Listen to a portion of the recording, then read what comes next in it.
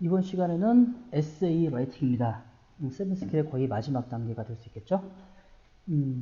보통 다른 학원에서도 에세이를 많이 씁니다. 보통 어떻게 진행하냐면 어느 주제를 줘요. 주제를 주지 않습니까? 이걸 가지고 학생들이 보고 좀 이야기를 한번 해보라고 하는 거죠. 이게 브레인스토밍이죠. 이 부분을 하고 간단하게 아웃라인을 적고 글을 쓰게 만듭니다. 어떤 데는 주제만 주고 바로 글을 쓰게 만들어줘요. 자, 이러한 스타일은요.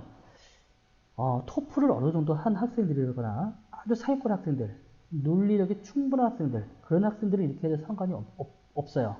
하지만 저희 지금 잉글라이드 튜터 전용 교재로 공부하는 학생들은 에세이를 쓰는 데 있어서 많은 경험이 없는 학생들이기 때문에 그렇게 바로 다이렉트로 연결하게 되면 에세이에 대해서 상당히 거부감을 많이 느낄 수 있습니다.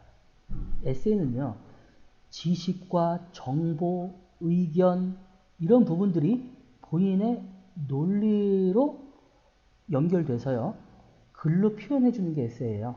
그래서 이러한 부분들을 철저하게 준비가 안 되면 에세이의 퀄리티가 떨어질 수밖에 없습니다. 또 에세이가 어렵다고 느낄 수밖에 없는 그런 부분이 될 수 있고요. 그래서 에세이를 하기 위해서 저희가 많은 배경 지식, 또 독해를 통한 지식 정보 습득, 그리고 요약도 했죠. 사진 묘사도 했죠. 발표도 했죠. 이러한 부분들이 모두 통틀어서 이 에세이를 쓰는 데 있어서 정보가 되는 겁니다. 그래서 앞에 있는 것들을 소홀히 하게 되면 에세이의 결과물을 얻기가 어려워요. 근데 저희 잉글라이드 튜터 프로그램은 그래도 좀 쉽게 에세이를 접근할 수 있도록 저희가 만들어 놨는데요. 일단 기본적으로 동그라미 안에 기본 메인 토픽이 있습니다. 이거는 저희가 그냥 편의상 넣어주는 거고요. 여러분들이 바꿀 수도 있어요. SNS 상당히 광범위하죠.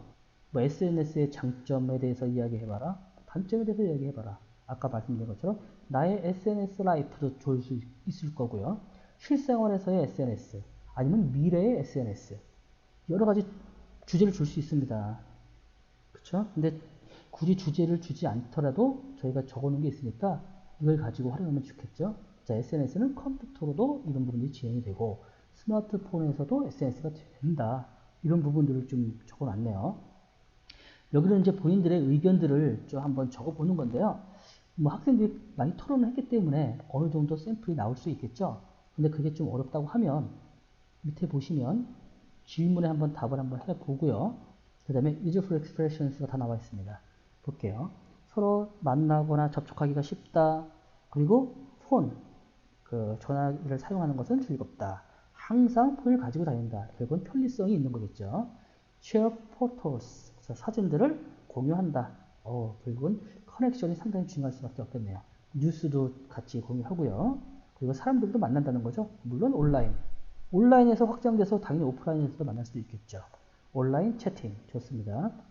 하지만 말을 잘못 사용할 수 있다는 거죠. 오용할 수 있다는 거죠. 또 남용할 수도 있는 거고요.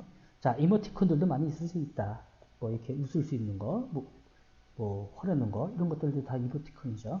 재밌게 할 수 있는 부분들이 있겠죠. 이거 이외에 여러 가지도 있을 수 있으니까 여러분들이 생각나는 대로 한번 적어보시면 도움이 되실 것 같습니다. 자, 그 다음에 아웃라인입니다.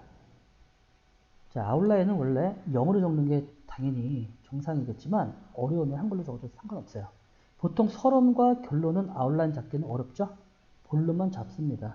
그래서 아까 그 샘플 몇 개 나왔던 거 있죠? 그것을 정확하게 적은 상태에서 한글로 혹은 영어로 적을 수밖에 없는 거겠죠? 뭐 컴퓨터는 어떻다 어떻다, 스마트폰은 어떻다 어떻다, 뭐 페이스북, 뭐 트위터, 뭐 easy to carry, 뭐 보관하기 운반하기도 편하고 가지고 다니기도 편하다 이런 부분이 있을 수 있겠고요. 여러 가지 많이 있을 수 있습니다.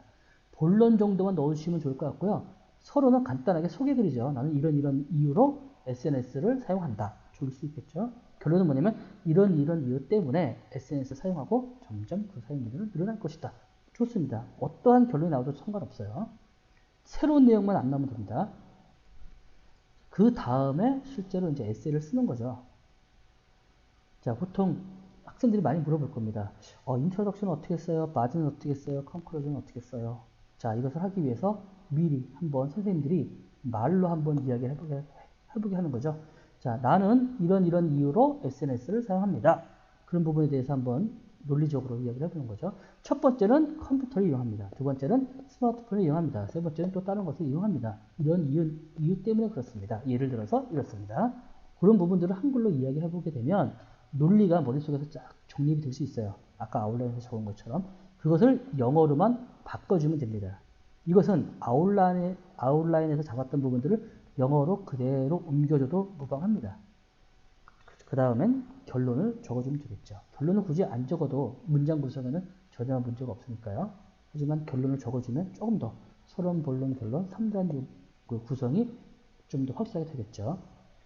보통 수업 시간에는 에세이를 쓸 수 있는 시간은 거의 없을 거예요. 그래서 이 부분은 숙제로 내주시면 좋을 것 같긴 하고요. 여기에 대해서 너무 스트레스 받지 않게 해주시면 됩니다. 정 못 쓰겠으면 안 써도 좋고요. 그냥 문장으로만 간단하게 써도 된다. 그렇게 얘기해 주셔도 될 것 같습니다. 점차 늘어날 것은 확실하기 때문에 너무 조급하게 생각하지 않으셔도 될 것 같아요. 자, 세븐 스킬에 관련돼서 이제 대략적으로 다 알아봤는데요. 실제로 수업을 하게 되면 여러분들만의 그런 노하우가 생길 거예요. 본인이 완벽하게 100% 지금 준비가 안 됐기 때문에 수업을 못한다라고 생각할 수도 있는데요. 100% 준비할 때까지 기다리면 결국 수업 못합니다. 결국은 어느 정도 준비해 놓고 학생들과 같이 하면서 발전해 나가고요. 이러한 연습을 통해서 학생들 또 선생님들이 같이 발전해 나가는 그러한 과정으로 가야 최대한 빠른 시간 안에 완벽하게 마스터할 수 있어요. 자, 일단은 겁내지 마시고요. 한번 진행을 해보시고 수업을 진행하시다가 어려운 점이 있으시면 저희 카페나 아니면 뭐 밴드 이 안에다가 올려주시면 최대한도로 저희가 지원을 해드리도록 하겠습니다. 감사합니다.